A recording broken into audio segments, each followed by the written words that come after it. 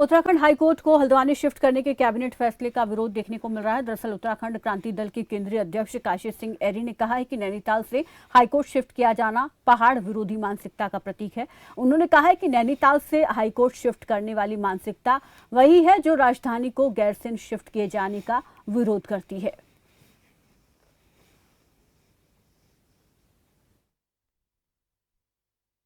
ये वही मानसिकता है जो स्थायी राजधानी को, परमानेंट कैपिटल को गैरसैंण में जाने से रोकती रही है और राजधानी का मसला गैरसैंण बनाम देहरादून करके इन्होंने इसको उलझाया है।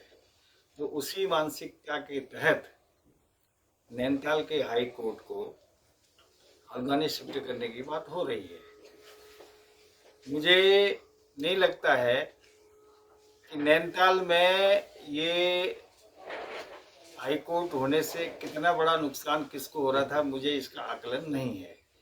लेकिन मेरा मानना ये है कि ठीक है, नैनीताल में आपको हाई कोर्ट के संचालन में दुविधा हो रही है, असुविधा हो रही है या किसी वर्ग विशेष को असुविधा हो रही है, तो सीधी सी बात हमारी ये है उत्तराखंड क्रांति दल की कि आप गैरसैंण को स्थायी राजधानी घोषित कीजिए और वहीं पर इस हाई कोर्ट को नैनीताल से गैरसैंण में शिफ्ट करिए। ये सही कदम हो सकता है पहाड़ के हित में।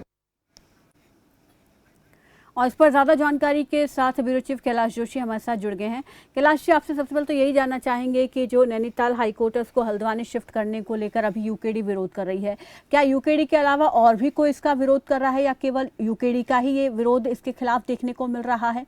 और क्या कुछ तर्क यहाँ पर यूकेडी इसको दे रही है शिफ्ट करने को लेकर?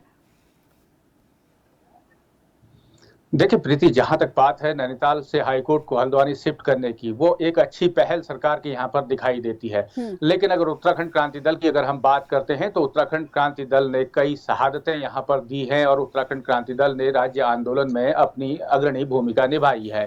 क्योंकि उत्तराखंड राज्य अलग मांगने के पीछे, उससे पहले अगर हम बात करें तो उत्तराखंड के कई दिग्गज नेताओं ने यहाँ पर कुर्बानियां दी थी। क्योंकि उत्तराखंड राज्य मांगने का मकसद ये नहीं था कि जो मैदानी मूल के जिले हैं उनके साथ साथ उत्तराखंड के जो 9 पर्वतीय मूल के जिले हैं उनका विकास हो। क्योंकि उत्तराखंड क्रांति दल के जो नेता हैं उन्होंने हमेशा पहाड़ के लिए लड़ाई लड़ी। हालांकि उत्तराखंड क्रांति दल के जो नेता थे उन्होंने सत्ता में आने के लिए लगभग 6 विधायकों का उनका दल जो है सत्ता में आया और सत्ता की भागीदारी उन्होंने हासिल की। क्योंकि अपने मोह के चक्कर में उन्होंने जो राज्य का हित था उसको खो दिया। लेकिन आज उनके पास विरोध करने के सिवा और कुछ नहीं दिखता है।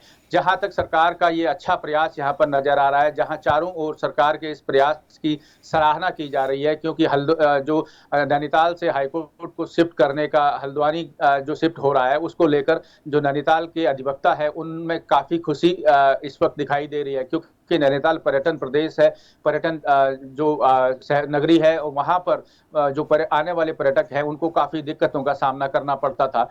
अब हल्द्वानी में अगर हाईकोर्ट को शिफ्ट किया जाता है तो नैनीताल में जो आने वाले पर्यटक हैं उनके चेहरे पर भी खुशी दिखाई देगी। हालांकि उत्तराखंड क्रांति दल के द्वारा यहाँ पर विरोधी स्वर यहाँ पर जरूर देखने को मिल रहे हैं, लेकिन कहीं न कहीं सरकार के द्वारा लिया गया ये फैसला काबिले तारीफ यहाँ पर दिखाई दे रहा है। बिल्कुल, तो कहीं ना कहीं ये यूकेडी का राजनीति से प्रेरित विरोध इसे कह सकते हैं, जिसको लेकर इसका विरोध यूकेडी कर रही है। शुक्रिया कैलाश जी मेरे साथ जुड़ने के लिए, इस तमाम जानकारी के लिए। तो नैनीताल पर्यटक स्थल है, इस वजह से यहाँ पर आने वाले पर्यटकों को काफ़ी दिक्कतें होती थी, लेकिन अब जब इसे हल्द्वानी शिफ्ट किया गया है तो ऐसे में अब पर्यटकों के चेहरे पर खुशी है, उन्हें और आसानी होगी नैनीताल घूमने में। और वहीं यहाँ के जो अधिवक्ता हैं वो भी काफ़ी खुश हैं इस फैसले से, लेकिन यूकेडी कहीं ना कहीं इसका विरोध कर रही है।